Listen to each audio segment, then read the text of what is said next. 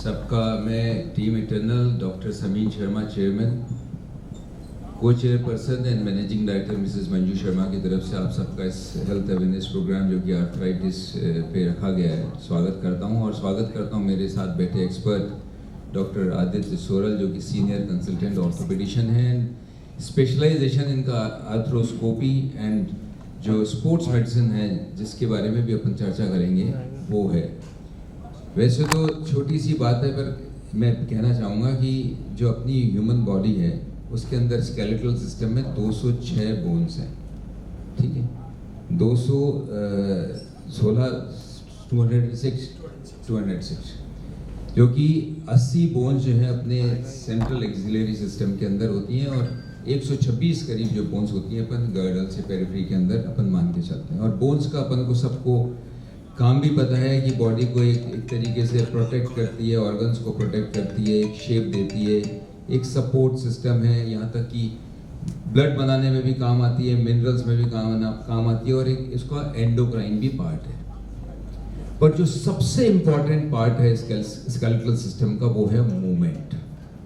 और जो मूवमेंट होता है वो होता है जॉइंट की वजह से। अब आप सोचो अगर बॉडी के अंदर जॉइंट ही नहीं हो, फ्यूज्ड हो पूरी बॉडी, तो आपका मूवमेंट या फ्लेक्सिबिलिटी कैसे रहेगी।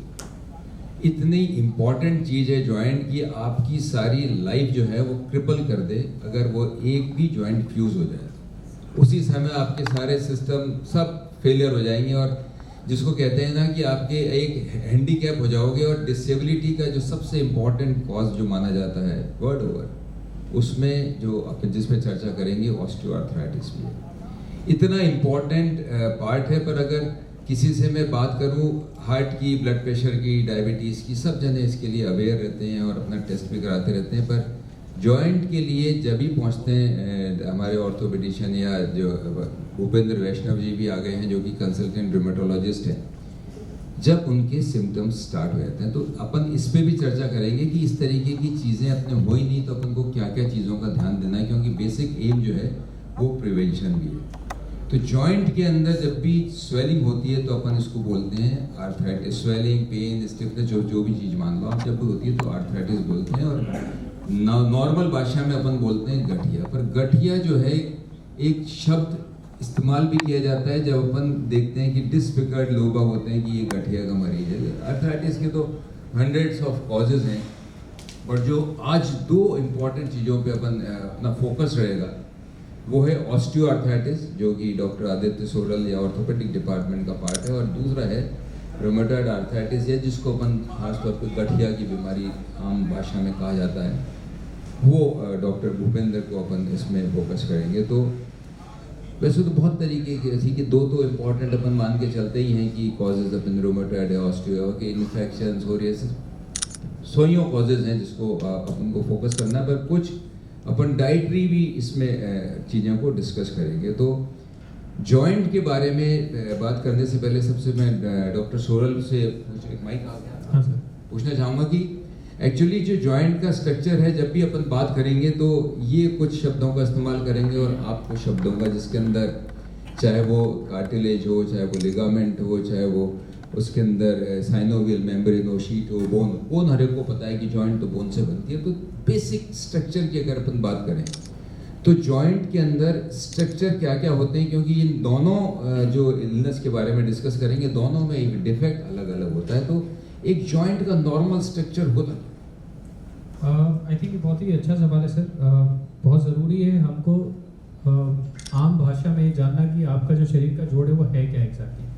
तो जैसे आप सब जानते हैं, जैसे सर ने बताया कि दो हड्डियों के बीच के अंदर जो भी मूवेबल चीज़ है उसे हम जॉइंट बोलते हैं। बट जॉइंट में दो इंटरवीनिंग सरफेसेस हैं, दो हड्डियों के सरफेसेस हैं जो आमने सामने हैं। लेकिन अपन ये भी जानते हैं कि अगर दो हार्ड सरफेस आपस में रगड़ खाएंगे तो वो टूटेंगे। इसलिए आपके जॉइंट के अंदर उन सरफेसेस जो हड्डियों का सरफेस आमने सामने है, जो जोड़ बना रहा है, उस पर एक सॉफ्ट कार्टिलेज का, जैसे हम लोग मांस की गद्दी आपको बोलते हैं, वो सॉफ्ट कार्टिलेज है जिसकी कवरिंग होती है। ये इनएक्टिव कवरिंग नहीं है, ये ऐसा नहीं है जैसे आप अपनी सीट पे कुशन पे कवर चढ़ा देते हैं। ये कवरिंग का काम तो करती है, लेकिन ये एक बायोलॉजिकली एक्टिव, ये एक ऐसी परत है जो रेगुलर बेसिस पे आपके फ्लूइड, आपका जो फ्लूइड है, साइनोवियल फ्लूइड या ग्रीस पैदा करती है। और इन दो वजह से ही आपकी जो हड्डियों के सर्फेसेस हैं वो आपस में ग्लाइड करते हैं, ना कि रगड़ खाते हैं। तो नॉर्मल जॉइंट में दो हड्डियां हो गई, हड्डियों के सरफेस के ऊपर कार्टिलेज की लेयर हो गई और बीच में एक फ्लूइड की परत हो गई जिसको हम लोग साइनोवियल फ्लूइड बोलते हैं। तो ये बेसिक स्ट्रक्चर है किसी भी मेजर जॉइंट का, चाहे टखना हो, घुटना हो, कूला हो, कंधा हो, एल्बो हो या कलाई हो। एंड डॉक्टर आदित्य, जब भी ये बातें करते हैं तो दो तीन चीज़ें जब जॉइंट की प्रॉब्लम्स आती हैं तो आप इस्तेमाल करते हैं कि भाई ये कार्टिलेज है, ये टेंडन है, लोग ये लिगामेंट है। तो ये एक्चुअली होते क्या है कि किस तरीके से, एक जनरल भाषा में, क्योंकि जब ऑस्टियोआर्थराइटिस की बात आती है तो उसको अपन एक लाइफ स्टाइल डिसऑर्डर भी मान के चलते हैं। It is because of life style. लोग कहते हैं कि आपने अपनी मसल की टोनिंग नहीं की, आप मसल की एक्सरसाइज नहीं की, इसकी वजह से आपकी जॉइंट खराब हो गए। तो ये टेंडन या जो लिगामेंट हैं ये होते क्या हैं, और अपने खास तौर पे क्योंकि ज़्यादातर जने अभी अपने यहाँ जो बैठे हुए हैं वो 60+ हैं और सबको वरीइंग पॉइंट रहता है नी जॉइंट, उसका अगर स्ट्रक्चर की बात करें तो ये क्या क्या होता है? देखिए, अगर आपके हम जोड़ की स्टेबिलिटी की बात करें तो आपकी जोड़ की स्टेबिलिटी तीन चीज़ों पर निर्भर करती है। एक, उसका बेसिक स्ट्रक्चर क्या है, जैसे कंधा है, कूला है, बॉल एंड सॉकेट जॉइंट है। जैसे आपका नी जॉइंट है उसमें एक सर्कुलर चीज़ है और एक फ्लैट चीज़ है। तो एक तो हो गया स्ट्रक्चर, एक हो गया उन जो हड्डियां हैं, जो इंटरवीनिंग बोन के सरफेस हैं, उनको आपस में बांध के रखने वाले मांस की टिश्यूज होते हैं जिनको हम लोग लिगामेंट बोलते हैं। तो लिगामेंट वो रस्सा है जो आपकी दो हड्डियों को ब्रिज करता है, जो स्टेबिलिटी प्रोवाइड करता है। और तीसरा सबसे महत्वपूर्ण, जिसके ऊपर आगे जाके अपन बात भी करेंगे कि क्यों एक्सरसाइजेज ज़रूरी है आपके जोड़ों के लिए, तो जोड़ की स्टेबिलिटी के लिए तीसरा सबसे महत्वपूर्ण स्ट्रक्चर है उस जोड़ के चारों तरफ मांसपेशियां जो है। तो जोड़ हो गया, उसकी एनाटमी हो गई, जो उसके बीच में रस्से हैं जो उसको स्थिर रखते हैं उनको लिगामेंट्स बोलते हैं, और जो उसके आसपास की मांसपेशियां हैं, इन तीनों से मिलके आपकी जॉइंट की स्टेबिलिटी बनती है और इसीलिए उनकी एक्सरसाइजेस की इंपॉर्टेंस है जो अपन बात करें। डॉक्टर सोरल, जब भी ऑस्टियोआर्थराइटिस से अपन बात शुरू कर रहे हैं, ऑस्टियोआर्थराइटिस की बात आती है तो दो शब्दों का इस्तेमाल होता है। एक तो है कि साहब क्या ये एज रिलेटेड है या इट्स एन एजिंग प्रोसेस। जैसे लोग कहते हैं भाई मेरे बाल सफ़ेद होंगे, भाई उम्र के हिसाब से होंगे, तो इट्स एन एजिंग प्रोसेस या it is age related problem osteoarthritis? Sir, osteoarthritis basically ageing है। जैसे अपने बाल सफ़ेद होते हैं जो आपने उदाहरण दिया है, ऑस्टियोआर्थराइटिस भी वही है, हम सबको आर्थराइटिस होगा। लेकिन जो समझने वाली बात ये है कि आर्थराइटिस तो हम सबको होगा एज रिलेटेड, लेकिन सिर्फ 16% लोगों को आगे जाके ऑपरेशन की जरूरत पड़ेगी। तो इसका इलाज, आप ऑस्टियोआर्थराइटिस का इलाज नहीं कर सकते क्योंकि आप एजिंग को रिवर्स नहीं कर सकते, लेकिन आप उससे पैदा होने वाले जो लक्षण हैं, जो दर्द है, जो टेढ़ापन है, जो ऑपरेशन की नौबत तक आपको लेके जाता है, उससे ज़रूर बच सकते हैं।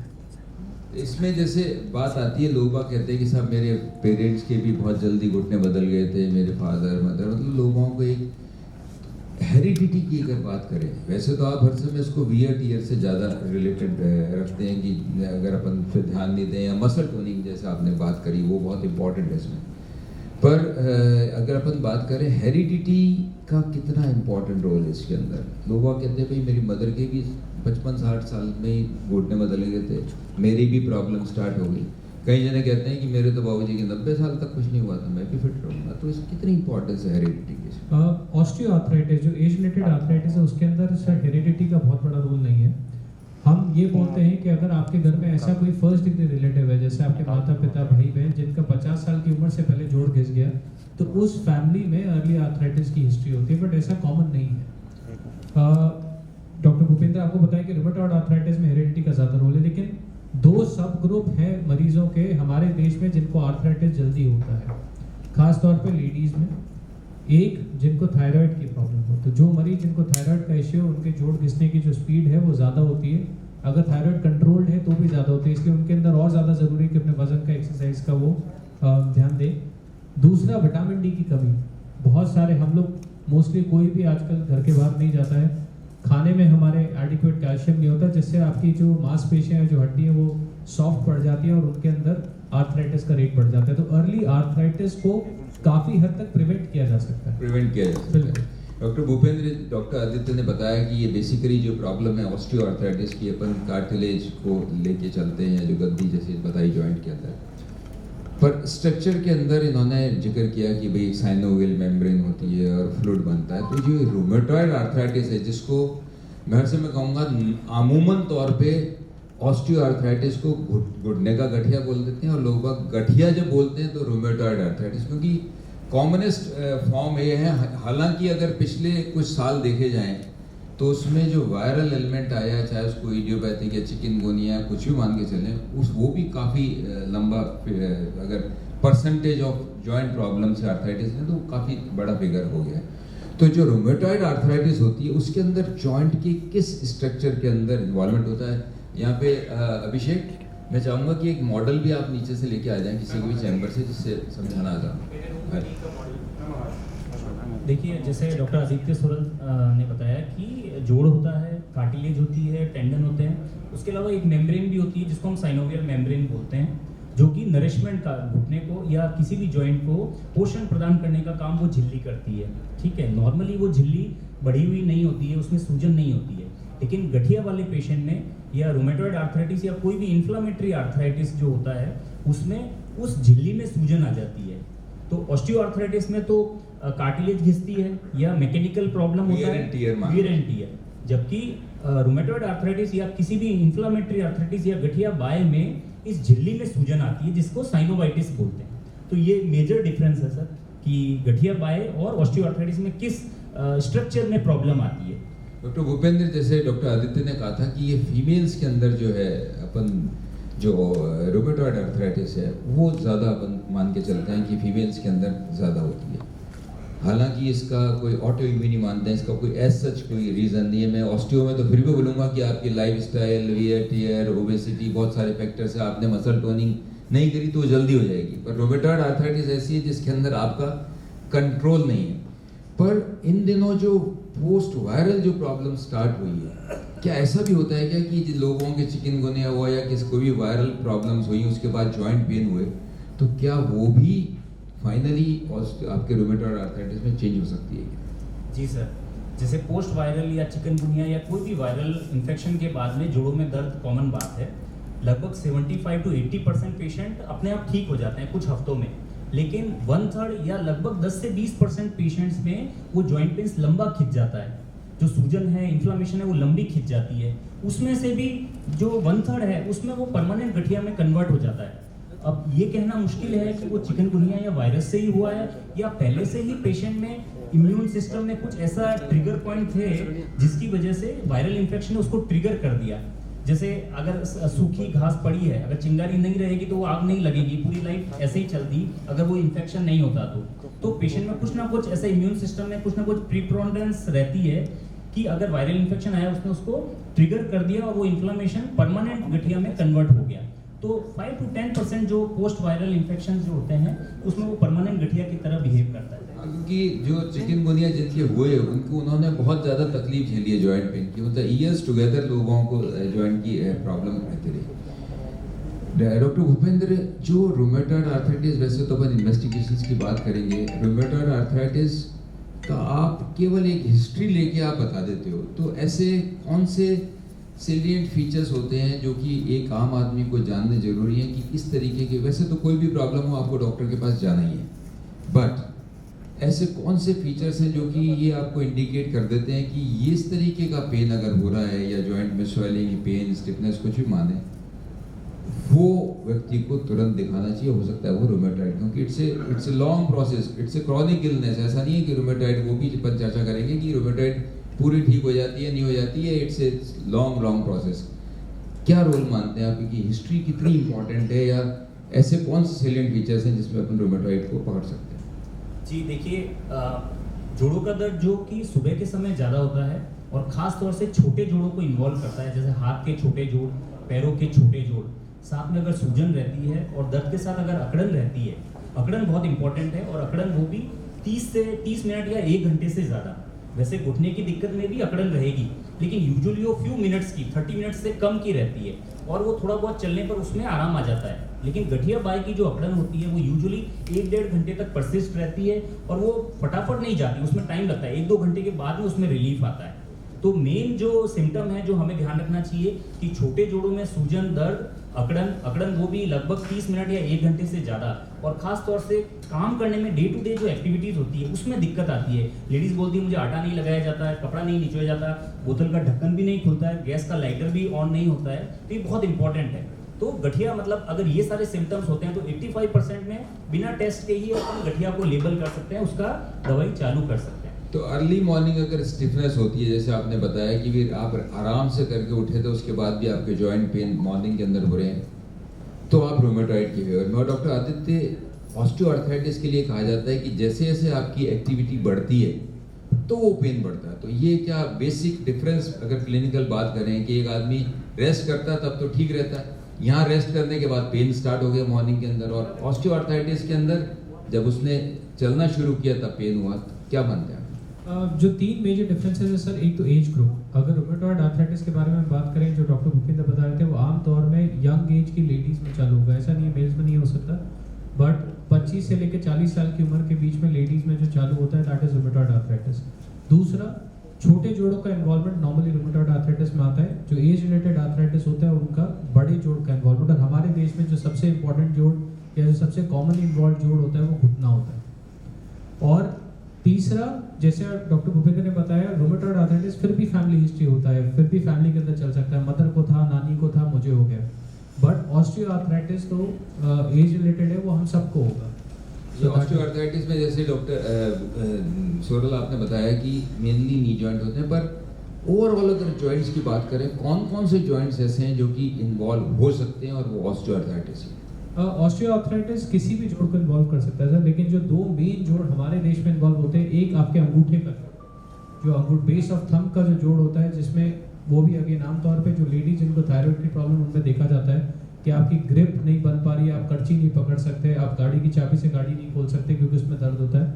और दूसरा घुटने का जोड़, और तीसरा जो कॉमन जोड़ इन्वॉल्व है हमारे देश में वो है कंधे का जोड़। और 20% पेशेंट्स हैं जिनके अंदर शोल्डर ऑस्टियोआर्थराइटिस होता है। काफ़ी टाइम तक उनका फिजियोथेरेपिस्ट फ्रोजन शोल्डर के लिए एक्सरसाइज करा रहा होता है, बट इंप्रूवमेंट नहीं आता है, हम एक्सरे कराते हैं तो आर्थराइटिक शोल्डर होता है। बट मोर और लेस जो आपका वजन झेलने वाले जोड़ हैं, जो वेट बेरिंग जोड़ है, उनमें आर्थराइटिस, जो एज रिलेटेड आर्थराइटिस है, ऑस्टियोआर्थराइटिस ज़्यादा होता है बनस्पत इसके की जो अपर लिम्ब के जोड़ हैं, जो नॉन वेट बेरिंग जोड़। डॉक्टर सोरल, मैं चाहूँगा क्योंकि मॉडल आ गए हैं तो अभी स्ट्रक्चर की बात चल रही है, तो आप थोड़ा सा उसको ब्रीफ करके बता दें कि क्या चीज़ें हैं इसमें।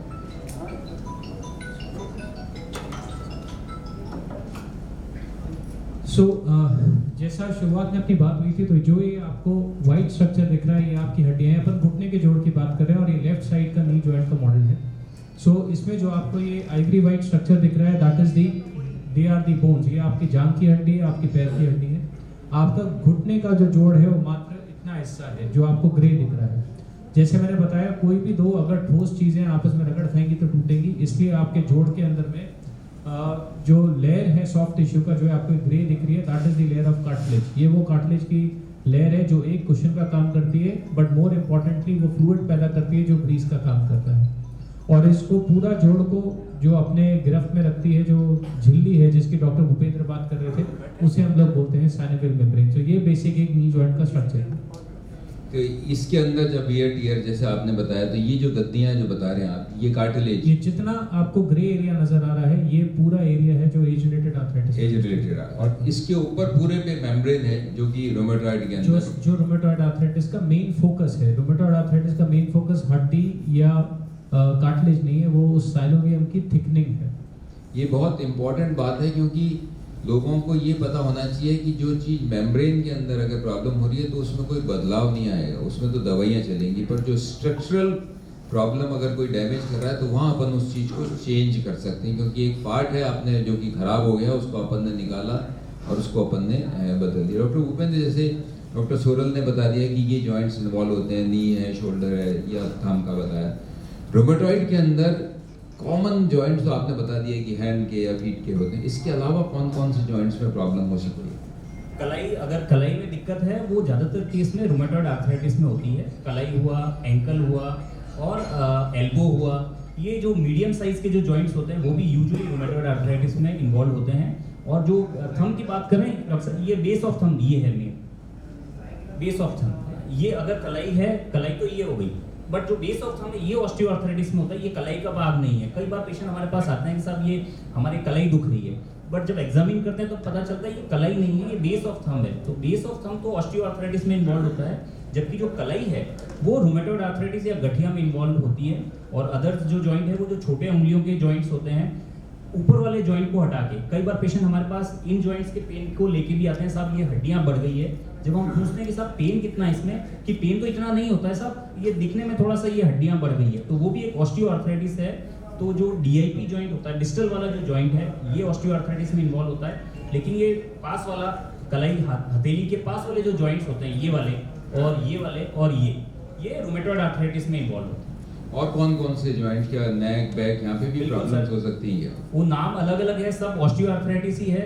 जैसे इसको सर्वाइकल का नाम दे दिया, इसको लंबर स्पॉन्डाइलोसिस बोल दिया। रूमेटॉइड के अंदर और जॉइंट, यस, रूमेटॉइड में यूजुअली नेक इन्वॉल्व नहीं होती है, लेकिन रेयर केस में जो फर्स्ट जो अपना C1 वर्टिब्रा है, जो सर्वाइकल का जो सबसे पहला वाला जॉइंट होता है, वो इन्वॉल्व होता है। बट ऐसे पेशेंट में यूजुअली बाकी जगह भी हमें रूमेटॉइड के एविडेंस मिलेंगे, बट अगर फर्स्ट इन्वॉल्व हुआ है वो ज्यादातर केस में रूमेटॉइड आर्थराइटिस में होता है। कुछ एक पेशेंट्स में जो बैक के जो फैसेट जॉइंट्स होते हैं उसमें भी सूजन और अकड़न रहती है, लेकिन ऐसे पेशेंट में बाकी जगह भी रूमेटॉइड के एविडेंस मिलेंगे। बट यूजुअली नेक में, बैक में जो है वो ऑस्टियोआर्थराइटिस के चेंजेस ज्यादा होते हैं। कॉमन फिंगर्स या फीट, जो हैंड और फीट अपन मान के चले इसके अंदर रूमेटॉइड। देखो आज का टाइम है, देखो डॉक्टर भूपेंद्र, डॉक्यूमेंटेशन का, और ख़ास तौर पे जब भी जॉइंट की प्रॉब्लम होती है, किसी आदमी को आप बोलो कि आपके रोमेटॉइड हो गई है, गठिया, मतलब जिसको अपन आम भाषा में गठिया बोलते हैं, वो हो गया, तो उसको ये तो पता है कि इट्स ए लॉन्ग प्रोसेस, ये लाइफ भर चलेगा, या इसको अपन को प्रिवेंट करना पड़ेगा। एक ये इधर कौन है यार, एसी बहुत कम, काफ़ी ज़्यादा गर्मी है, इसको एसी को चेक कराओ।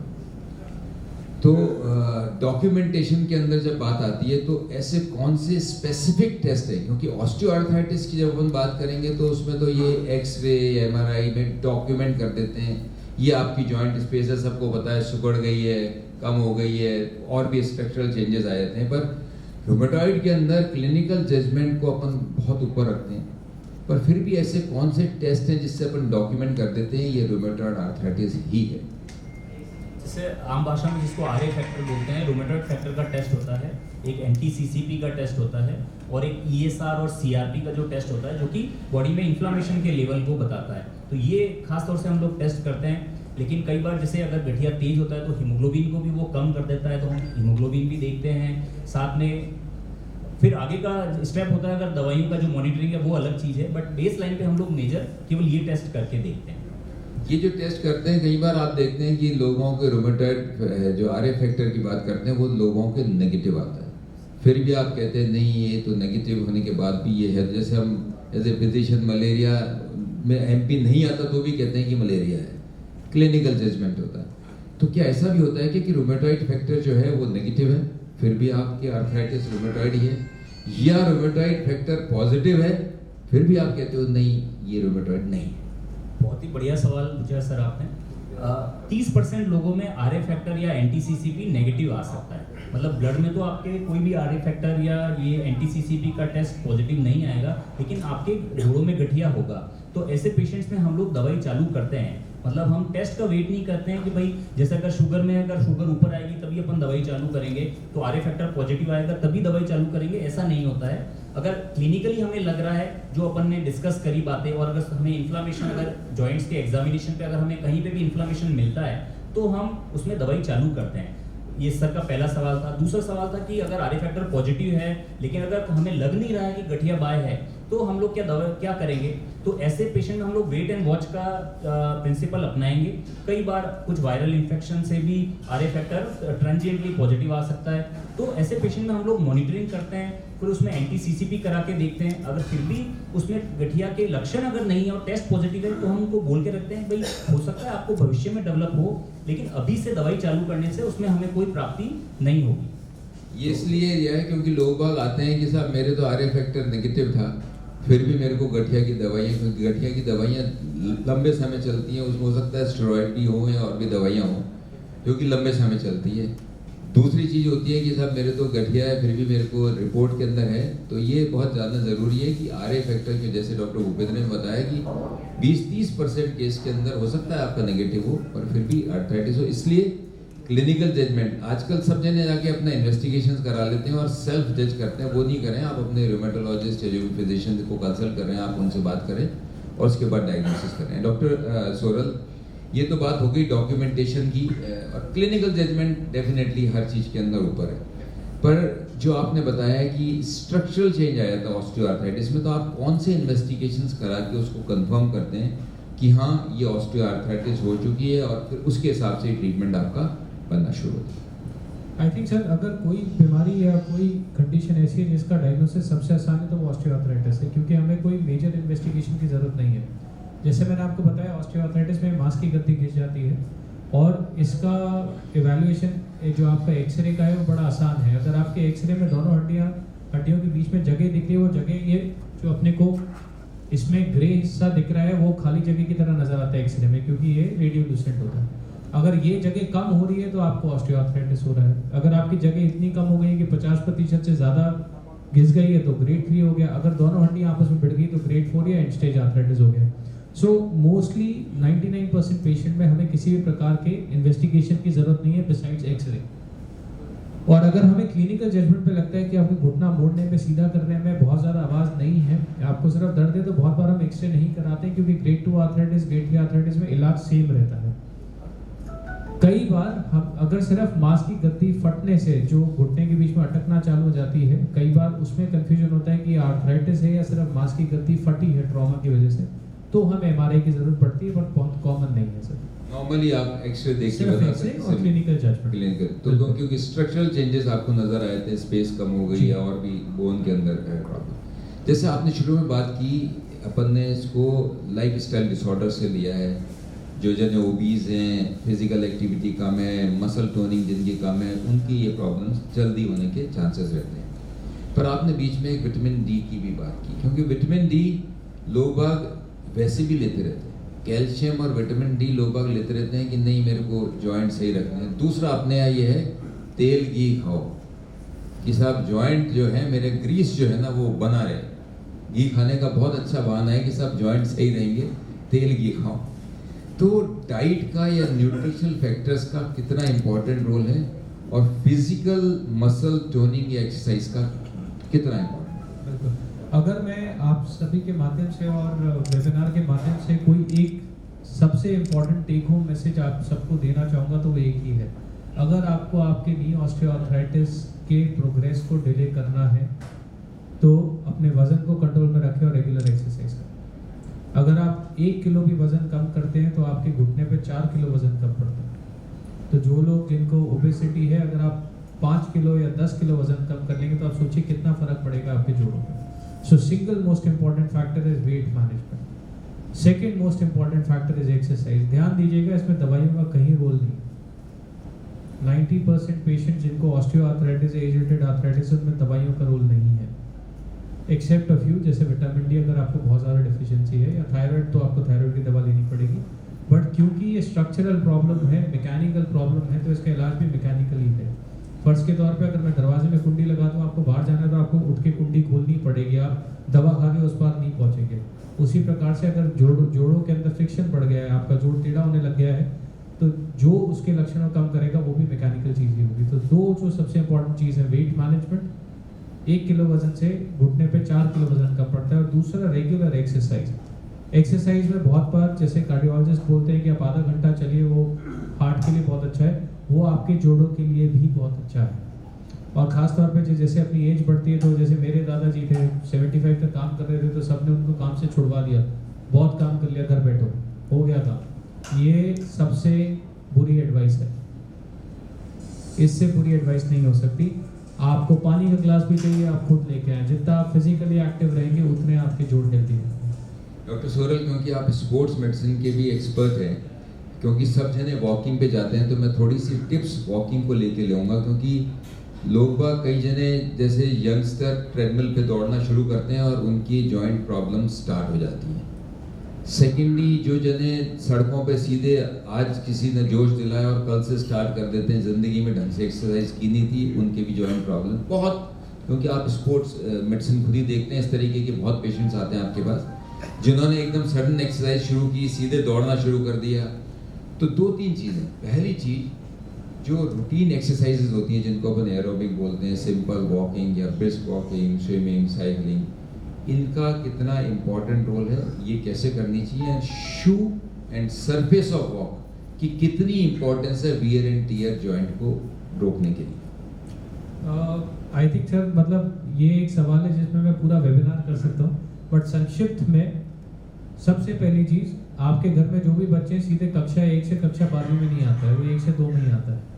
तो अगर आप लोग पहले कभी, और ऐसा नहीं है कि आप आपकी उम्र में आके जॉगिंग नहीं कर सकते, रनिंग नहीं कर सकते, साइकिलिंग नहीं कर सकते, आप सब कर सकते हैं, लेकिन आपको उसके लायक अपने शरीर को बनाना है। जो मेन, ट्रेडमिल खराब नहीं है, ट्रेडमिल का तरीका जो है इस्तेमाल करने का वो खराब है, जिसलिए जोड़ खराब होते हैं। तो आप चक्कू से जान भी ले सकते हैं, सब्जी भी काट सकते हैं, है ना, गलती चक्कू की नहीं।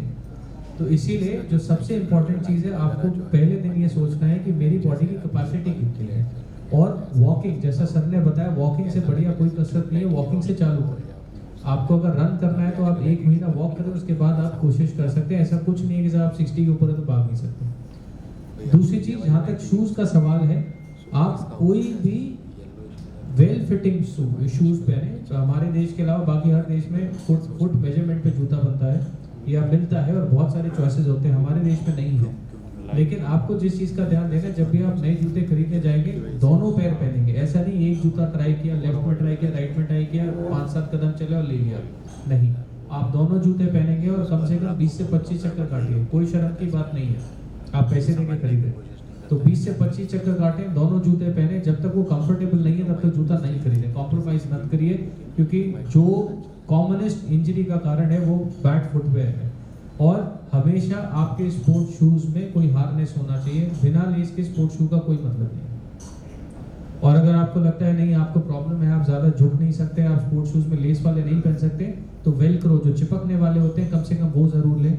जो अपने पंप शूज़ टाइप के जूते होते हैं वो दे आर नॉट वर्किंग, उनको पहनने का कोई फ़ायदा नहीं, वो आपके घुटनों के लिए ज़्यादा खराब होता है। सरफेस जो वॉकिंग की होती है, जैसे कई जगह ट्रैक भी बने हुए हैं, कई जगह गार्डन है, कई पर ज़्यादातर जने तो सड़क पे ही जाना पड़ता है हम लोगों को। तो उस पर सरफेस का कितना इम्पोर्टेंट रोल रहता है इसमें? बहुत कॉमन मिथ है सर, एक बहुत बड़ी मिथ है कि आप अगर रोड पे भाग रहे हैं तो घुटने जल्दी घिसेंगे, या अगर आपको गार्डन में भागना चाहिए, गार्डन में चलना चाहिए, ऐसा नहीं है। क्योंकि आपकी बॉडी सिंपल स्प्रिंग की तरह काम नहीं करती, वो एक कॉम्प्लेक्स स्प्रिंग है। आपकी मांसपेशियां जो है वो सरफेस के हिसाब से अपना टेंशन चेंज करती है। तो अगर आप हार्ड सरफेस पे भाग रहे हैं, आपकी मांसपेशियां लूज हो जाती हैं, वो ज़्यादा स्पंजी हो जाती हैं और वो शॉक को एब्जॉर्ब करती हैं। अगर आप लूज सरफेस पे भाग रहे हैं तो आपकी मांसपेशियां टाइट हो जाती हैं, वो रिजिड स्प्रिंग का काम करती हैं। तो इंपॉर्टेंट चीज़ क्या है, सरफेस डिपेंड नहीं करता, मांसपेशियों की जान पे डिपेंड करता है कि आपको इंजरी हो गया है। Muscle toning is important. So और एक सवाल जो आपका शुरू में था सर, किस प्रकार की कसरत? तो देखिए, जैसे आप घर पे सब्जी बनाते हैं तो सिर्फ नमक से नहीं बनाते, इसलिए वॉकिंग बहुत अच्छी कसरत है, लेकिन सिर्फ वॉकिंग इनफ नहीं है। खास तौर पे आपकी एज ग्रुप में सबसे इंपॉर्टेंट एक्सरसाइज स्ट्रेंथ ट्रेनिंग है, जो आपको आगे चल के फॉल से बचाएगी, आपकी जो कोऑर्डिनेशन है उसको मेंटेन करके रखेगी।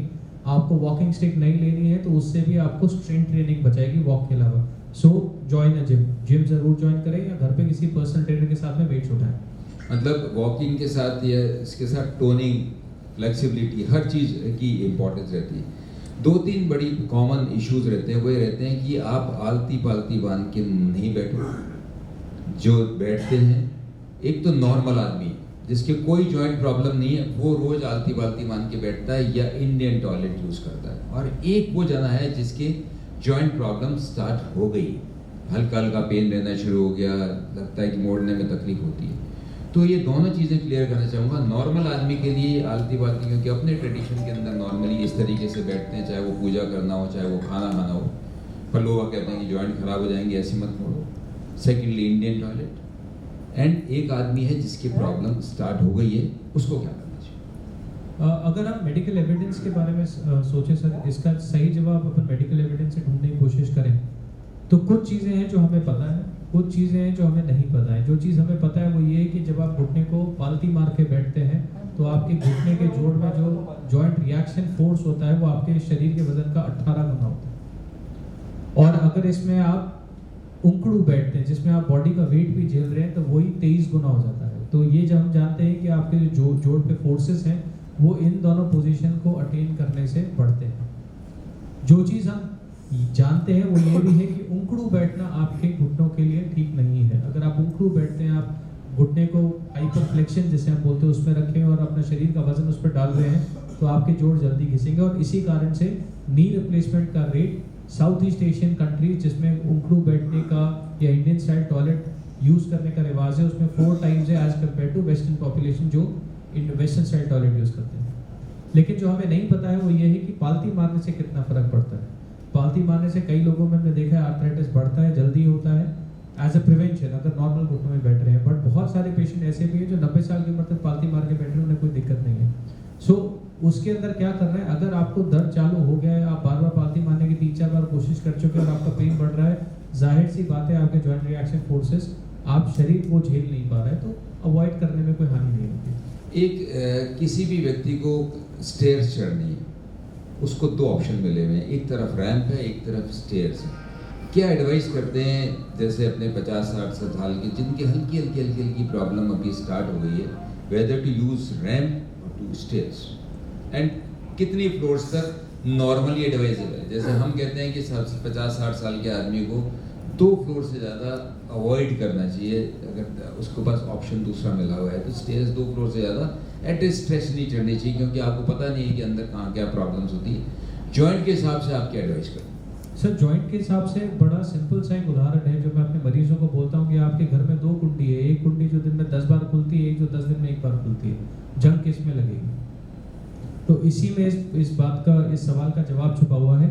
जहाँ तक जॉइंट का सवाल है, फिजिकल एक्टिविटी अच्छी है, बुरी नहीं है। जब आपको आर्थराइटिस ज़्यादा है, आपको पेन है, तो हम आपके पेन को मैनेज करने के लिए आपको बोलते हैं कि आप पर्टिकुलरली सीढ़ियाँ जो इस्तेमाल करें। अगर सीढ़ियाँ 6 इंच या उससे थोड़ी सी हाई है तो आप सीढ़ियों का इस्तेमाल कर सकते हैं, क्योंकि रैंप पे नीचे आने में घुटना ज़्यादा प्रेशर लेता है।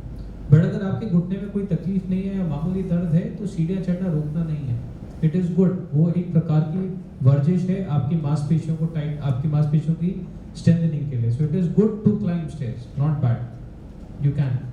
डॉक्टर भूपेंद्र, जहाँ सारे प्रिवेंशन जो है ना डॉक्टर सोरल ने बता दी कि ऑस्टियोआर्थराइटिस को तो, क्योंकि इट्स अ लाइफस्टाइल डिसऑर्डर, पर रूमेटॉइड आर्थराइटिस की तो डिजीज़ ऑटो इम्यून है या जिसकी कोई अपन को पता नहीं है, और ख़ास तौर पे जैसे हुआ कि फीमेल्स में ज़्यादा होती हैं, और बहुत सारी प्रॉब्लम्स प्रेगनेंसी के बाद ज़्यादा बनती हैं। जैसे थायराइड की प्रॉब्लम है, लोगों का हाइपरटेंशन हो जाते हैं, डायबिटीज़ हो जाती है। पर एक तरीके से एक लाइन होती है कि हाँ भाई before and after, before Christ after Christ की अगर बात करें तो प्रेगनेंसी के बाद बहुत सारी चीज़ें बढ़ जाती हैं। पहली चीज़, रूमेटॉइड आर्थराइटिस आफ्टर प्रेगनेंसी के चांसेस कंपैरेटिवली पहले से ज़्यादा हो सकते हैं क्या? सेकेंडली, न्यूट्रिशन का या जितनी भी सारी चीज़ें हैं उनका कितना इम्पोर्टेंट रोल है? प्रिवेंशन की बात कर रहा हूँ अभी मैं, ट्रीटमेंट में नहीं आया। अनफॉर्चुनेटली जैसा डॉक्टर सोरल ने बताया कि वो प्रिवेंशन पे पूरा एक वेबिनार ले सकते हैं। हमारा कोई भी हमारा डिजीज़ जो है वो लाइफस्टाइल डिजीज़ नहीं है, तो हम लोग कुछ भी उसको प्रिवेंट नहीं कर सकते। अनफॉर्चुनेटली कुछ भी ऐसा नहीं है कि आप ये नहीं करोगे तो आपको गठिया नहीं होगा, वो नहीं करेंगे तो गठिया नहीं होगा। ये जेनेटिक या ऑटो इम्यून प्रोसेस है, not genetic completely, auto immune process है, अपने आप अंदर से बनता है, तो उसको आप रोक नहीं सकते। तो कोई प्रिवेंशन नहीं है सर। और दूसरा है कि अगर कुछ हम लोग बताते हैं तो जो हड्डियां मजबूत करने की जो डॉक्टर साहब ने बताई है, कैल्शियम, विटामिन डी, वो एक्सरसाइज, उससे हेल्दी रहते हैं जॉइंट्स। और जो सर ने एक इंपॉर्टेंट क्वेश्चन पूछा कि भाई कई बार प्रेगनेंसी के बाद में या कुछ ऐसा होता है, बिल्कुल होता है, हम लोगों ने देखे हैं और साइंटिफिकली भी ये प्रूवन है कि जब प्रेगनेंसी होती है तो उस समय कुछ ऐसे हार्मोन बॉडी में बनते हैं जो कि नॉर्मली स्टीरॉयड का काम करते हैं, नेचुरल स्टीरॉयड, तो वो डिजीज को कंट्रोल में रखते हैं। दूसरा ये होता है कि कई बार पेशेंट के अगर अंदर ट्रिगर है भी तो भी वो प्रेगनेंसी तक उसमें दबा हुआ रहता है, वो हार्मोन जो आते हैं वो उसको और दबा देते हैं। लेकिन जैसे ही डिलीवरी होती है तो सारे हार्मोन्स चेंज हो जाते हैं, और जैसे ही जो एक सपोर्ट है, हम ऐसे समझाते हैं पेशेंट को जैसे चद्दर लगी हुई थी वो चद्दर हमेशा रहती, और प्रेगनेंसी के बाद में हार्मोन्स एकदम से चेंज होते हैं कि वो चद्दर एकदम से खिंच जाती है और गठिया एकदम से बाहर आ जाता है।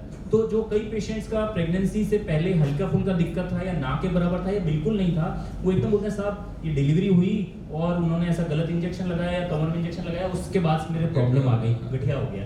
तो ये मिसकंसेप्शन होता है। यूजुअली जो हार्मोनल सडन जो चेंजेस होते हैं उस वजह से एकदम से गठिया फ्लेयर होके बाहर आ जाता है। ये जिस तरीके की ऑटोइम्यून डिजीजेस होती हैं या चाहे वो कनेक्टिव टिश्यू डिसऑर्डर्स हों या किसी भी तरीके की इलनेसेस हो, वो ज़्यादातर बॉडी का एक पार्ट इन्वॉल्व नहीं करते। जैसे ऑस्टियोआर्थराइटिस तो डॉक्टर सोरल ने बताया भाई नी जॉइंट की प्रॉब्लम नी जॉइंट में मिलेगी आपको, पर ये जो इलनेस है रूमेटॉइड ऑटोइम्यून इलनेस है और वो कई सारे बॉडी के पार्ट्स इन्वॉल्व कर सकती हैं। तो जो गठिया के रूमेटॉइड आर्थराइटिस के पेशेंट्स हैं उनको अपने और क्या क्या ऑर्गन्स का चेकअप कराना चाहिए, क्योंकि रूमेटॉइड अगर है तो वहाँ पे भी प्रॉब्लम हो सकती है।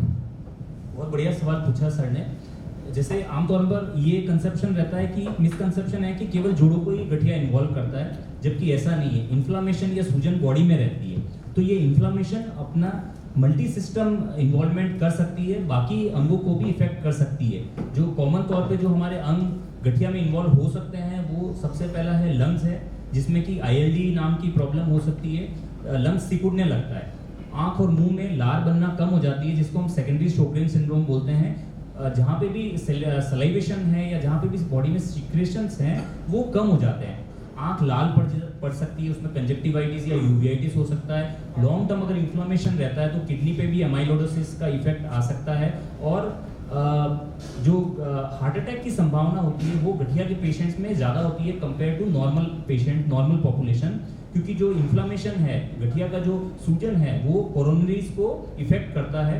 और ये सब स्टडीज में देखा गया है कि जो नॉर्मली कोलेस्ट्रॉल या डायबिटीज या स्मोकिंग जो रिस्क फैक्टर है उसके अलावा एड ऑन वो रिस्क जनरेट करता है। तो ऐसे पेशेंट में गठिया वाले पेशेंट में हार्ट अटैक आने की संभावना या हार्ट की बीमारियां होने के चांसेस थोड़े से ज़्यादा होते हैं।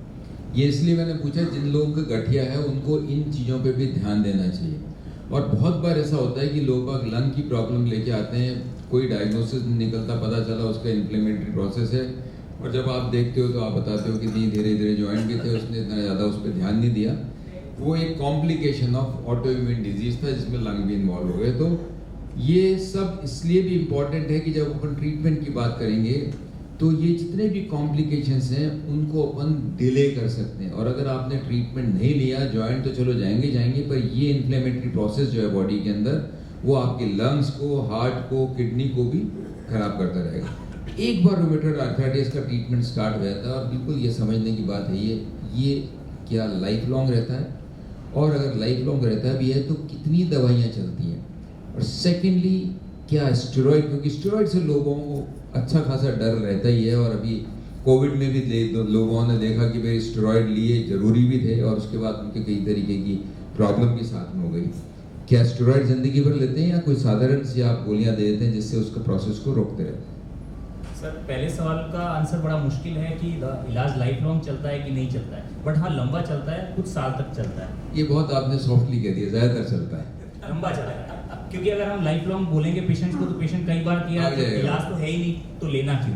लेकिन जब पेशेंट को रिलीफ आने लगता है तो एक एक्सेप्टेंस आ जाती है। हमेशा अपन नकारते हैं कि नहीं यार मैं नहीं करूँगा नहीं, लेकिन जब रिलीफ मिलता है, पेशेंट ठीक होने लगता है, तो उसको लगता है यार जब शुगर की भी अपन 2-3 दवाई ले रहे हैं, BP की, थायराइड की ले रहे हैं, तो 1-2 गठिया की भी ले लेते हैं, अपने जोड़ खराब नहीं होंगे। तो यूजुअली लंबा चलता है, लाइफ लॉन्ग तो कहना मुश्किल है। दूसरा है कि स्टीरॉयड की बहुत बढ़िया सर ने सवाल पूछा है। स्टीरॉयड का यूज़ हम लोग रोमेटोलॉजिस्ट या फिजिशियन जो भी ट्रीट करते हैं गठिया को वो भी करते हैं, लेकिन उसको शॉर्टेस्ट पॉसिबल ड्यूरेशन और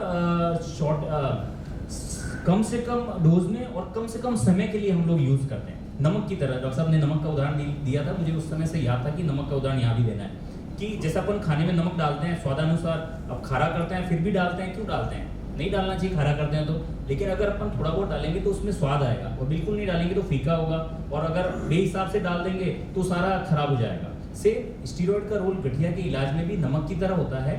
तो जितनी ज़रूरत होती है उस शॉर्ट टाइम के लिए हमें कई बार जोड़ना पड़ता है, क्योंकि जो गठिया की मेन दवाइयाँ होती है सर, उनका इफेक्ट आने में लगभग 1 से 3 महीना लगता है इफेक्ट आने में। अब आज दवाई ली और आप कल एकदम ठीक हो जाएंगे या 1 हफ्ते में ठीक हो जाएंगे, ऐसा होता नहीं है। तो उसका इफेक्ट आने में टाइम लगता है। तब तक स्टीरॉयड की दवाई क्या होती है, उसको गठिया को कंट्रोल करने में हेल्प करती है। जब तक इन्फ्लामेशन बॉडी में जितनी देर भी एक्टिव रहेगा वो जोड़ को कुछ ना कुछ परमानेंटली खराब करेगा। हम लोग उसको ऐसा समझाते हैं कि अगर आग लगी हुई है तो अपन वेट थोड़ी करेंगे या थोड़ी और लगेगी, थोड़ा कुछ ज़्यादा जलेगा तब बुझाएंगे, आग देखते ही तुरंत बुझाना चाहिए। वैसे गठिया को येन केन प्रकार कंट्रोल करना चाहिए, नहीं तो जॉइंट परमानेंटली खराब होने के चांस रहते हैं। और शुरू के 6 महीने इंपॉर्टेंट होते हैं, उसको हम अर्ली रूमेटॉइड आर्थराइटिस बोलते हैं। तो 6 महीने में हमें बीमारी को कंट्रोल करना चाहिए। तो स्टेरॉइड को शॉर्ट टाइम के लिए लोएस्ट पॉसिबल डोज में हम लोग देते हैं और उसको धीरे धीरे कम करके बंद कर देते हैं 1 to 3 मंथ्स या 4 मंथ्स में। और ऐसा नहीं है सबको भी देनी पड़ती है। जिनका सीवियर आर्थराइटिस होता है, जब हमें लगता है कि नहीं अगर हम 3 महीना भी वेट करेंगे तो उनके जॉइंट परमानेंट खराब हो जाएंगे, उस समय हमें देना पड़ता है। वही है कि आपको एक तो इमीडिएट ट्रीटमेंट देना है जो कि सिम्टोमेटिक जिसको मान के चलते हैं, तो एक तरीके से दर्द की गोलियां, ये स्टेरॉइड भी एंटी इन्फ्लेमेटरी है, और एक दवाइयां जो कि लॉन्ग टर्म जो प्रोसेस है डिजीज का या लॉन्ग टर्म कॉम्प्लिकेशंस है उनको अपन प्रिवेंट करें या उसको डिले करें, वो दवाइयां एक आध गोलियां चलती रहेंगी। सिंपल सा ट्रीटमेंट आपने बता दिया। पर जब बात आती है ऑस्टियोआर्थराइटिस की या नी जॉइंट की प्रॉब्लम की, तो एक ही चीज़ आती है कि सर्जन के पास जाओ। मतलब गोलियां तो जैसे डॉक्टर सोरल ने बता दिया कि ये गोलियों का तो काम है ही नहीं, या तो आप उसको प्रिवेंट कर लो या आपके पास आ जाओ। ट्रीटमेंट नी जॉइंट रिप्लेसमेंट बहुत कॉमन है। मुझे लगता है अपने यहाँ पे से ऐसा कौन जना है जिसने करा रखा अपना नी जॉइंट रिप्लेसमेंट? एक। इसका मतलब बाकी जने काफ़ी अच्छे हेल्दी हैं जो कि ध्यान रख रहे हैं, तभी इस वेबिनार में जो घर पे बैठे हैं वो ज़रूर कराए हुए हैं या कराने वाले हैं। यहाँ जो आए हुए हैं वो सारे जने बिल्कुल अवेयरनेस के लिए टाइम निकालना हिंदुस्तान में बहुत कम जने हैं जो ये चीज़ की वैल्यू समझते हैं। बस अभी मैं इसके बाद आप पे ही आने वाला हूँ। तो इसके अंदर ज़्यादातर जने की ये कोशिश रहती है, जॉइंट रिप्लेसमेंट सबको पता है कि एक बार अगर नी जॉइंट आपका ख़राब हो गया तो उसको बदलना है, और बदलने में आपको पता है कि पहली चीज़ तो शॉर्ट में ये भी पूछूंगा कि बदलते एक्चुअली क्या जॉइंट है। अगर लोगों को लगता है कि यहाँ से काटा और यहाँ से काटा और एक पूरा निकाला और एक नया लगा दिया, ज़्यादातर लोगों के दिमाग के अंदर ये चलता है। तो पहली चीज़ क्या पार्ट बदलते हैं, और दूसरा क्योंकि आप आर्थ्रोस्कोपिक सर्जन भी हैं, लेटेस्ट टेक्निक्स अर्ली ऑस्टियोआर्थराइटिस जिसमें आपको लगता है कि हाँ इंटरवेंशन हो जाना चाहिए, हर जना चाहता है कि मेरा रिप्लेसमेंट नहीं हो, कोई आर्थ्रोस्कोपिक कोई तरीका हो उससे ठीक हो। आई थिंक सर जैसा मैंने पहले बताया कि आर्थराइटिस जो ऑस्टियोआर्थराइटिस हम सबको होगा, सबके बाल सफ़ेद होंगे, तो ऑस्टियोआर्थराइटिस सबको होगा, सबके झुर्रियाँ पड़ेंगी। लेकिन सिर्फ 16% लोग ऐसे हैं जिनको नी रिप्लेसमेंट की ज़रूरत पड़ेगी, और आमतौर पर तब पड़ती है जब आपके या तो वजन अनरेगुलेटेड होता है या आप एक्सरसाइज में ज़्यादा रुचि नहीं रखते हैं, या अनफॉर्चुनेटली थायराइड की प्रॉब्लम आपकी पूरी तरह कंट्रोल नहीं हो पाती है, या विटामिन डी डेफिशिएंसी डायग्नोज नहीं हो पाती है।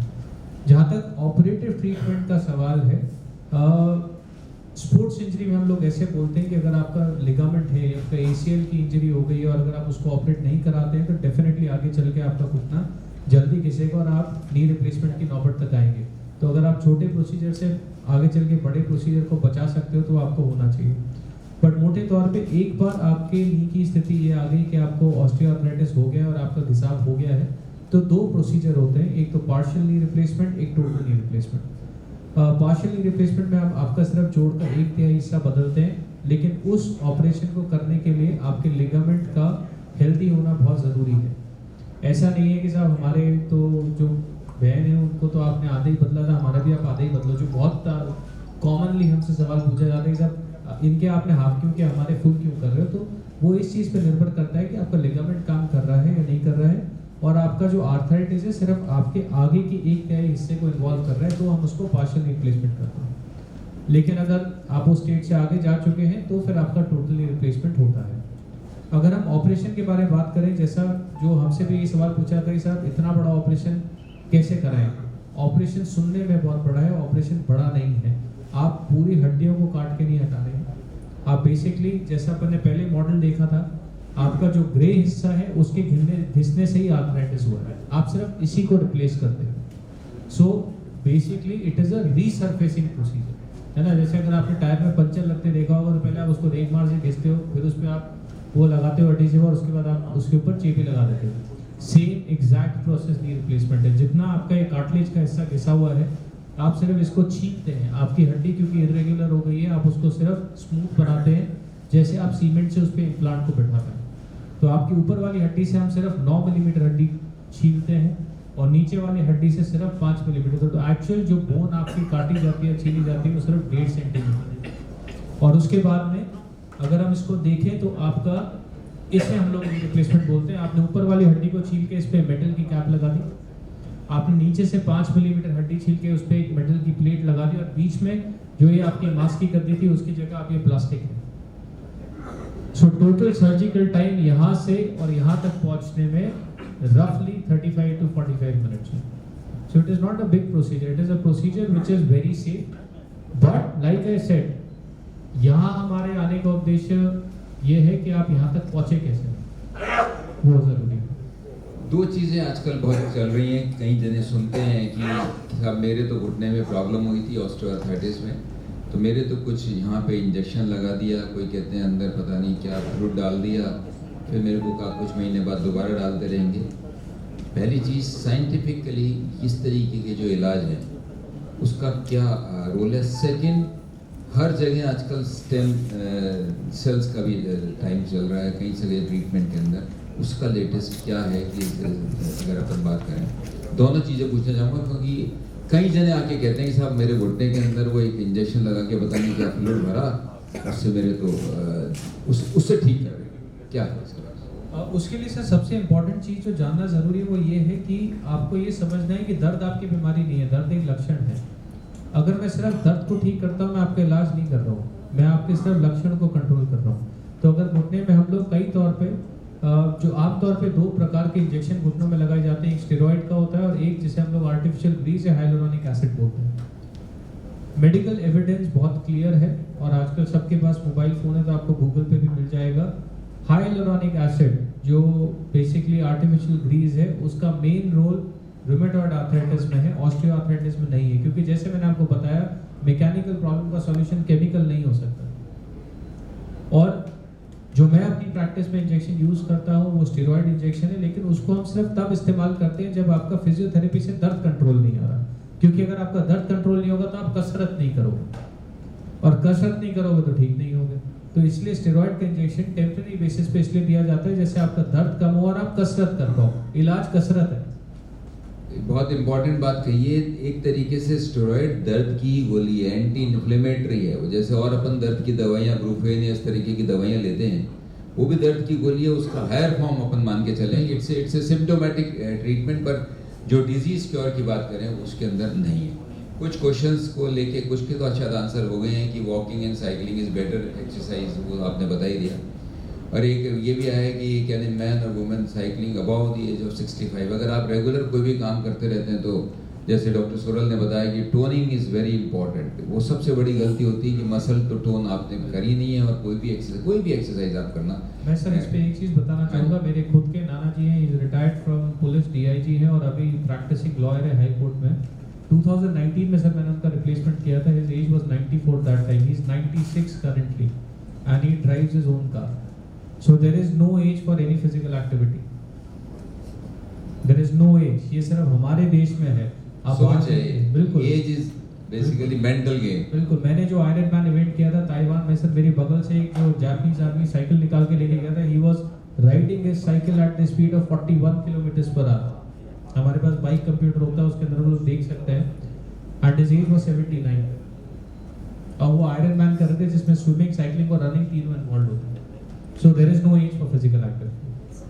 तो अब मैं चाहूँगा कि आपके कोई क्वेश्चंस हो तो आप बिल्कुल डायरेक्टली पूछ सकते हैं। नितेश, किसी को आपने बताया कि ग्रीसिंग क्या है, लिगामेंट में ग्रीसिंग क्या है, तो किसी के तो ग्रीसिंग खत्म हो जाती है, किसी की ग्रीसिंग, तो इसका क्या कारण है? सर जैसे मैंने आपको बताया कि अपन वापस ग्रीसिंग को वापस रिप्रोड्यूस कर सकते हैं क्या? नहीं कर सकते। उसका एक सीधा सा सिर्फ मैं आपको जो उदाहरण देना चाहूँगा, दुनिया में कोई ऐसी दवा नहीं है जिससे आप काले बाल उगा सकें। आप काले कर सकते हैं, लेकिन एक बार आपके बाल सफ़ेद हो गए तो वो सफ़ेद ही रहेंगे, आप काले नहीं उगा सकते। तो एक बार जो आपकी ग्रीस घिसनी चालू हो गई, जो कम होना चालू हो गया मांस की गद्दी, आप उसको जवान नहीं बना सकते, लेकिन आप उसकी घिसने की स्पीड को कम कर सकते हैं। लेकिन कुछ चीज़ें हैं जो हेरिडिटरी हैं, इन द सेंस कि हम हर जितने लोग बैठे हैं सबका घुटना अलग रेट पे घिसेगा। फर्ज के तौर पे मेरे पिताजी 69 ईयर ओल्ड है, उनके अभी तक काले बाल हैं, मेरे सारे सफेद हैं, ओनली 39। सो कुछ चीज़ों का आप कुछ नहीं कर ग्रीसिंग सकते। में एक्सरसाइज का कोई रोल है? बिल्कुल सर, एक्सरसाइज का रोल आपके जोड़ को हेल्दी रखने में, अगर आपके जॉइंट की स्टेबिलिटी रहेगी तो जाहिर सी बात है कि आपके जोड़ का मूवमेंट जो नॉर्मल मूवमेंट है कम होएगा और मांस की गति घिसेगी कम। एक किशन लाल जी का क्वेश्चन है कि कभी-कभी अंगूठे के पीछे और कभी-कभी उंगलियां स्टिफ हो जाती है, बाय है या आर्थराइटिस है। तो अंगूठे के पीछे अगर पेन है तो यूजुअली वो गठिया का नहीं होता है, बिल्कुल साहब, वो ऑस्टियोआर्थराइटिस का पेन होता है अंगूठे के पीछे। लेकिन अगर उंगलियों में है, इंपॉर्टेंट है कि कितनी देर तक रहती है स्टिफनेस। अगर फ्यू मिनट्स के लिए है तो ये ऑस्टियोआर्थराइटिस का ही पार्ट हो सकता है, एजिंग प्रोसेस का ही पार्ट है, बस few second. This is not rheumatoid. Rheumatoid arthritis की जैसा मैंने बताया था कि स्टिफनेस 30 मिनट से लेके 1 घंटे तक रहती है, फ्यू मिनट्स में ठीक हो जाती है। ये रूमेटॉइड आर्थराइटिस यूजुअली नहीं होता है। डॉक्टर सोरल, एक क्वेश्चन ये है कि किसी के कार्डियक इशू हो चुका है पहले, चाहे एंजियोप्लास्टी या बाईपास सर्जरी हो चुकी, क्या अब उसके नी जॉइंट प्रॉब्लम हो गई है तो वो क्या उसके बाद रिप्लेसमेंट भी करा सकता है क्या? कोई इसमें इशू तो नहीं? बिल्कुल, इनफैक्ट अगर आप देखें, और ये एम्स की स्टडी है, प्रोफेसर मल्होत्रा, और उसमें मैं भी को ऑथर हूँ। एक्चुअली अगर आपका बाईपास हुआ है, आपकी एंजियोप्लास्टी हुई है, it is much safer to do a knee replacement after the procedure has been done, क्योंकि आपकी जो प्रॉब्लम थी उसका निवारण तो हो चुका। सो ऐसा नहीं है कि आपका अगर बाईपास हुआ है तो आपका ऑपरेशन नहीं हो सकता है, आपकी एंजियोप्लास्टी हुई तो आपका ऑपरेशन नहीं हो सकता। कुछ गाइडलाइंस हैं, बाईपास और स्टेंट, पर्टिकुलरली अगर आपका ड्रग इल्यूटिंग स्टेंट लगा है तो आप 1 साल तक अपना नी रिप्लेसमेंट नहीं करा सकते, but after that in fact you are in a better position to get the surgery done. बनस्पत उनके जिनको हार्ट की प्रॉब्लम थी और उनका इलाज नहीं हुआ।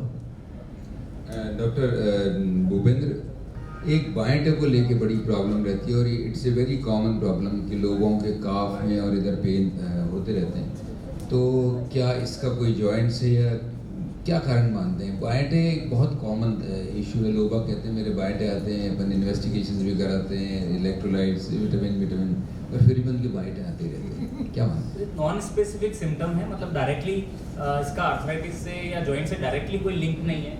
डॉक्टर साहब, आप कुछ ऐड करना चाहें? देखिए, एक चीज़ जो आपको समझनी है वो ये है कि जब आपकी मांसपेशी थकती है और उसको आराम चाहिए तो वो कंट्रैक्शन से आराम करती है। इसलिए जब आप सुबह सो के उठते हैं तो अंगड़ाई लेते हैं, जैसे आपकी मसल फंक्शनल लेंथ में है। जो हम अपनी प्रैक्टिस में आमतौर पे अगर पीछे पिंडली का क्रैम्प्स है, जो बाइटे आते हैं खासतौर पे रात को आते हैं, तो उनके 2 मुख्य कारण है। एक जिसे बोलते हैं बिनाइन नॉक्टर्नल क्रैम्प, बिनाइन मतलब हार्मलेस, आपको हार्म नहीं कर सकते, नॉक्टर्नल मतलब रात को क्रैम्प आते हैं। वो पैथोलॉजी किस लिए होती है और किस में होगी हमें नहीं पता, और उसका कोई इलाज नहीं है। कई लोगों में ज़्यादा होते हैं, कईयों में कम होते हैं। लेकिन एक जो बाय का जो क्रैम्प्स का इंपॉर्टेंट रीज़न है वो ये है कि अगर आप रेगुलर एक्सरसाइज नहीं करते और आप अपने जोड़ को ज़रूरत से ज़्यादा थका रहे हैं तो आपकी मांसपेशी पक्का बाइट है, आपको रात के समय ज़्यादा आएगी। सर, मांसपेशी के अलावा हड्डी में भी आता है क्रैम्प्स तो कभी-कभी? एकदम हड्डी कड़क हो जाती है। वो हड्डी कड़क नहीं होती, सब आपकी मांसपेशी कड़क होती है। आपकी हड्डियाँ तो कड़क ही रहनी चाहिए। वो 5 मिनट तक मिलता ही नहीं, काफी देर तक। जी, वो उसके अंदर बेस्ट तरीका ये है कि आप बर्फ़ लगा लीजिए, बट अगर आपको 3 बजे होगा तो नहीं, कल तो दिन में ही इतना घंटे आधे घंटे तक रहता है। उसके लिए आपको कंसल्ट करना पड़ेगा। एक चीज़ मैं पूछना चाहूँगा, क्योंकि हर चीज़ आजकल देखो लाइफ एक्सपेक्टेंसी बढ़ गई है और कई जने 50-55 साल पे भी जॉइंट रिप्लेस कराते हैं, पर उनके मन में एक ही डर रहता है कि क्या इसका दोबारा भी नंबर आ जाएगा। कि पहली चीज़ आजकल जो आप जो जॉइंट रिप्लेसमेंट में जो चीज़ें लगा रहे हैं या जो आप रिप्लेस कर रहे हैं, अगर कोई भी आदमी अगर प्रिवेंशन नहीं रखेगा, मसल टोनिंग, वेट, एक्सरसाइज पे ध्यान नहीं देगा, तो मान के चलो 100% होगा ही दोबारा। जितने नॉर्मल को अगर ख़राब कर दिया तो ये तो जल्दी होगा, पर जो आदमी इन सब चीज़ों का ध्यान देता है उसका जॉइंट कितना चलता है? जो रिप्लेस जॉइंट है और आपके प्रिकॉशंस का भी ध्यान रखना, वो तो रखना ही पड़ेगा। बिल्कुल। औसतन जो आपका रेगुलर नी रिप्लेसमेंट इम्प्लांट है जिसमें कोबाल्ट अलॉय ऊपर है और नीचे और बीच में हाईली क्रॉसलिंक पॉलीथीन लगा है, 90% knees will last for more than 20 years, कम से कम 20 साल चलेंगे। ऐसा नहीं है कि 5-7 साल में खत्म हो जाएंगे। जो हम यंग इंडिविजुअल्स को ऑफर करते हैं, जैसे अगर आप इस पर्टिकुलर इम्प्लांट को देखेंगे जो ब्लैक है, so there are certain kind of implant जो हम बहुत ही स्पेसिफिक सबसेट ऑफ पॉपुलेशन को देते हैं, क्योंकि उनकी लॉन्जेविटी जो उनकी सर्वाइवल है वो 30 साल तक होता है, but that is basically still theoretical, not practical. तो इसीलिए आपको ये मान के चलना है कि कम से कम 20 से 25 साल तो आपके घुटने चलेंगे ही चलेंगे। एक ये रहता है कि जब घुटने रिप्लेस कराने के बाद जैसे लोगों को और हार्ट में पेसमेकर लगाते हैं तो उनको लगता है एमआरआई हो पाएगी या नहीं हो पाएगी। तो ये जो मटेरियल आप यूज़ करते हैं नॉर्मली इसके बाद एमआरआई में कोई दिक्कत तो नहीं आती या कुछ समय बाद करा सकते हैं? अगर अपन लेटेस्ट गाइडलाइंस देखें तो सर किसी भी ऑर्थोपेडिक इम्प्लांट की जरूरी नहीं आप नी रिप्लेसमेंट की बात करें, अगर आपको फ्रैक्चर हुआ प्लेट या नील भी लगी है तो 6 हफ्ते बाद ऑपरेशन के 6 वीक्स बाद आप एमआरआई करा सकते हैं। प्रेफरेबली हम लोग बोलते हैं कि to be on the safer side 1.5 tesla MRI कराइए 3 टेस्ला के बजाय। मैं बस क्योंकि टाइम काफ़ी हो गया है, मैं एक चीज़ ज़रूर पूछना चाहूँगा डॉक्टर सोरल से, क्योंकि कॉमन प्रॉब्लम है ऑस्टियोआर्थराइटिस। सिंपल, आप बैठे हुए हैं और सब जन देख भी सकते हैं, सिंपल एक्सरसाइज जिनकी हल्की सी जॉइंट प्रॉब्लम स्टार्ट हो गई। वैसे तो हर एक पेशेंट इंडिविजुअल है, इंडिविजुअली डॉक्टर को दिखा के पूछना चाहिए, पर कॉमन ऐसी कौन सी चीज़ें हैं जो आप बैठे बैठे भी कर सकते हो, चाहे वो नेक से रिलेटेड हो चाहे वो नी जॉइंट से रिलेटेड हो। जो 3 बेसिक एक्सरसाइज अब नी आप अच्छे तरीके से देख लीजिए क्योंकि ये बहुत सिंपल एक्सरसाइज है, कभी भी बैठ के कर सकते हैं, बता सकते हैं। आपको जो 3 बेसिक एक्सरसाइज, हालांकि एक्सरसाइज हर इंडिविजुअल की अलग होती है बट ये 3 वो कसरत है जो आप रेगुलरली कर सकते हैं। ये आपको लेट के करनी है और बिस्तर पे लेट के आपके घुटने के पीछे आप एक छोटा टॉवल फोल्ड करके रखेंगे और उसको नीचे दबाएंगे, अपने टखने को अपनी तरफ खींचेंगे और इसके नीचे दबाएंगे, 10 तक गिनेंगे, ढीला छोड़ेंगे। ऐसा 10 बार इस घुटने से 10 बार इस घुटने से। Exercise number 1। एक्सरसाइज नंबर 2, ये सब लेट के है एक्सरसाइज। आपको अगर इस जोड़ की कसरत करनी है तो अपने दूसरे घुटने को मोड़ के रखेंगे और इसका टखना अपनी ओर खींच के इसको दूसरे घुटने के लेवल तक लेके जाएंगे, 10 तक गिनेंगे, नीचे रखेंगे। ऐसा 10 बार इसमें 10 बार इसमें। और तीसरा, करवट लेके लेटेंगे और अपने पैर को आप करवट लेके लेटेंगे और अपने पैर को 30 से 40 डिग्री हवा में उठाएंगे, 10 तक गिनेंगे और नीचे रखेंगे। ये 3 बेसिक एक्सरसाइज हैं जो आपके नी जॉइंट की मसल्स के लिए इम्पॉर्टेंट है। इसके अलावा वॉकिंग और जैसे मैंने बताया strength training, but exercise prescription भी जैसे दवाइयों का प्रिस्क्रिप्शन होता है वैसा ही होता है, इंडिविजुअलाइज प्रोग्राम होता है। आपकी कौन सी मांसपेशी में ज़्यादा प्रॉब्लम, उस हिसाब से आपको एक्सरसाइज सजेस्ट करी जाए। नहीं, मेरा मतलब ये था कि क्या आपने जो बताया कि स्ट्रेचिंग जो है वो दोनों को एक साथ कर सकते हैं या एक अलग हाँ। को करना है? नहीं, अलग ही करना है। आप दोनों पैर एक साथ ऊपर उठाएंगे तो आपके कमर का दर्द चालू हो जाएगा। Don't do it. डॉक्टर सोरल, आपने अभी आपकी वार्ता के दौरान जो है बताया कि किसी को भी आर्थराइटिस होता है तो जब सीढ़ियों पे तो चढ़े हाफ एन आवर, मतलब आप 6 इंच की है तो आप चढ़ सकते हैं और रैंप में भी आप चढ़ सकते हैं। तो इसमें आप ये बताइए कि अगर किसी को इस तरह की तकलीफ है तो रैंप से चढ़े और सीढ़ियों से उतरे तो उसमें क्या बेनिफिट हो सकता है? नहीं, देखिए बहुत फर्क नहीं पड़ता है सर, बहुत फर्क नहीं पड़ता है, बट पर्टिकुलरली उतरते समय आपको, अगर आप सीढ़ियों का इस्तेमाल करेंगे, रैंप का नहीं करेंगे तो आपके लिए आपको दर्द कम होगा। बाकी ऊपर चढ़ने में चाहे आप सीढ़ी इस्तेमाल कर रहे हैं चाहे ramp, there is not major difference. उसके साथ फ्रोजन शोल्डर। मैं अपन इंडिविजुअल क्वेश्चंस बाद में ले लेते हैं सो दैट सर एक्चुअली काफ़ी समय सर ने इतने सीनियर कंसल्टेंट हो गए हमें निकाल के दिया है। I think we have to thank sir for this. So thank you very much sir, काफ़ी अच्छा इंटरेक्टिव सेशन रहा, काफ़ी सारे सवालों के जवाब आपने दिए और लेकिन यहाँ पे थोड़ा सा ट्विस्ट हम लोगों ने आपके लिए रखा है, वो ये है कि डॉक्टर साहब ने तो आपके सवालों के जवाब दे दिए, अब हम मेरे सवालों के जवाब जो आपके पैनल है वो आपको 5 क्वेश्चन पूछेंगे और 5 गिफ्ट हमारे पास में आप लोगों के लिए है। अब आप अपना हाथ खड़ा कर सकते हैं और हम आपके पास आएंगे। आपका सवाल सही है या गलत है उसके लिए पैनल डिसाइड करेगा और पैनल अगर बोलता है यस तो आपको गिफ्ट मिलने वाला है। पहला सवाल ये है कि ऑस्टियोआर्थराइटिस के अंदर जॉइंट का कौन सा पार्ट खराब होता है? ऑस्टियोआर्थराइटिस में जॉइंट का कौन सा पार्ट खराब होता है? हाँ, मैं माइक लेके आ रहा हूँ। गद्दी बीच में जो होती है वो खराब होती है। Specific ligament. कार्टिलेज। तो ये सवाल जो है सर ने पूछा उसका सही जवाब आपने दिया। आप आगे आइए और आपके लिए गिफ्ट हम लोग लेके आ रहे हैं। सो उनके लिए जोरदार तालियां आप बजाइए। आप आगे रहिए, सेंटर में आइए। मैं रिक्वेस्ट करूंगा डॉक्टर आदित्य सोरल सर से कि वो आपको गिफ्ट दें इटर्नल परिवार की तरफ से। और गिफ्ट लेते हुए और आप तालियां बजाएं।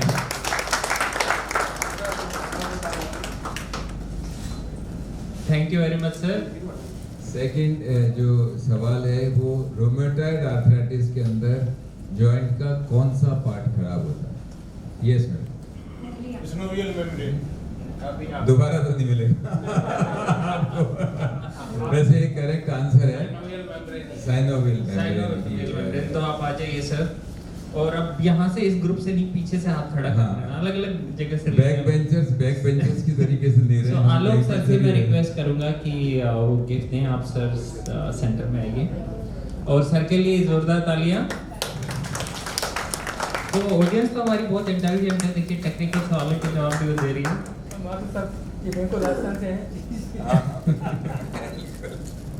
सर आप तीसरा सवाल पूछिए। हाथ के कौन से जोड़ में अगर इन्वॉल्वमेंट है तो वो गठिया का नहीं होगा? हाथ का कौन सा जोड़ है जो गठिया की वजह से नहीं और ऑस्टियोआर्थराइटिस में इन्वॉल्व होता है? हाँ, आप खड़ा हो जाए सर और खड़े होके फिंगर्स। हाथ के कौन से जॉइंट्स है जो गठिया में इन्वॉल्व नहीं होते हैं और ऑस्टियोआर्थराइटिस में इन्वॉल्व होते हैं? यस आप बताइए। हम आप आइए सर, आपका गिफ्ट सर के लिए जोरदार तालियां। देखिए काफी ध्यान से सुना है आपने आज के इस वेबिनार को और काफी नॉलेज रखते हैं आप। सो आपके लिए गिफ्ट डॉक्टर भूपेंद्र वैष्णव सर देते हुए और सर के लिए जोरदार तालियां। Thank you. आपसे बहुत इम्प्रेस हुआ था। प्रेसिडेंट लोग आस्थान दे और यहाँ एंटरनल हॉस्पिटल से हम लोग लगातार मिले। जी सर नेक्स्ट सवाल पूछिए सर। और आप नेक्स्ट क्वेश्चन ये है कि अगर आप अपने शरीर का 1 किलो वजन कम करते हैं तो आपके जोड़ों पे कितना किलो वजन कम पड़ता है? अरे वाह सर। अब सर आप क्वेश्चन डिस्क्वालीफाइड। सर आप ही पूछिए।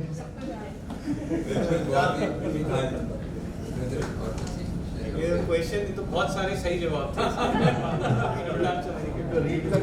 सो 2 और क्वेश्चन पूछ सकते हैं हम लोग? हाँ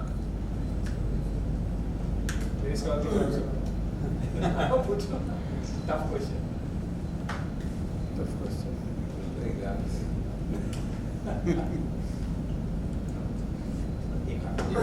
जो गर्दन में है कौन सा वाला जॉइंट रूमेटॉइड आर्थराइटिस में इन्वॉल्व होता है? थोड़ा डिफिकल्ट है मैडम। सर्वाइकल। कौन सा सर्वाइकल में, मतलब कौन सा? मैडम आप आगे आइए और अपना गिफ्ट आप लीजिए और मैडम के लिए जोरदार तालियां।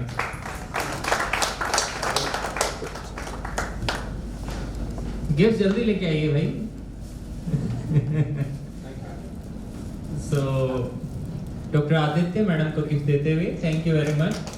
और लास्ट सवाल अब देखो कौन जीतने वाला है आप सबके बीच में से। सो लास्ट सवाल पूछेंगे। वो कौन से 2 ब्लड इन्वेस्टिगेशंस हैं जो कि डॉक्टर भूपेंद्र ने बताए थे जो कि रूमेटॉइड आर्थराइटिस में कराए जाते हैं? दोनों बताने, एक नहीं, दोनों वो ब्लड इन्वेस्टिगेशंस हैं वो। नहीं आप पीछे आप ले चुके हो। हाँ यस हाँ ESR और protein. No anti CCP. CCP. आप आइए सर, आप बुला लें सर। हाँ, बिल्कुल। आप आइए सर। सो सर के लिए तालियां, जोरदार तालियां। तो ये है RA फैक्टर और एंटी सीसीपी। मैं बहुत खुश हूँ कि सब जनों ने काफी सो आप सब लोगों के लिए जोरदार तालियां, अपने लिए आप तालियां बजाएं कि आपने इस वेबिनार को बड़े ध्यान से सुना और हमारे पैनलिस्ट स्पेशली जो है डिस्कशन काफ़ी अच्छा रहा। आलोक सर ने इतने अच्छे सवाल पूछे और पैनलिस्ट ने जो है इतने अच्छे जवाब दिए। सो आप तीनों जो हमारे साथ में स्टीम डॉक्टर्स हैं, आपको इटर्नल फैमिली के ही पार्ट हैं और इटर्नल फैमिली की तरफ से और हमारी ऑडियंस की तरफ से एक बार और तीनों पैनलिस्ट के लिए जोरदार तालियां। सो closing note sir, Aditya sir आप कर दीजिए। Okay, so I'll take the liberty, sir.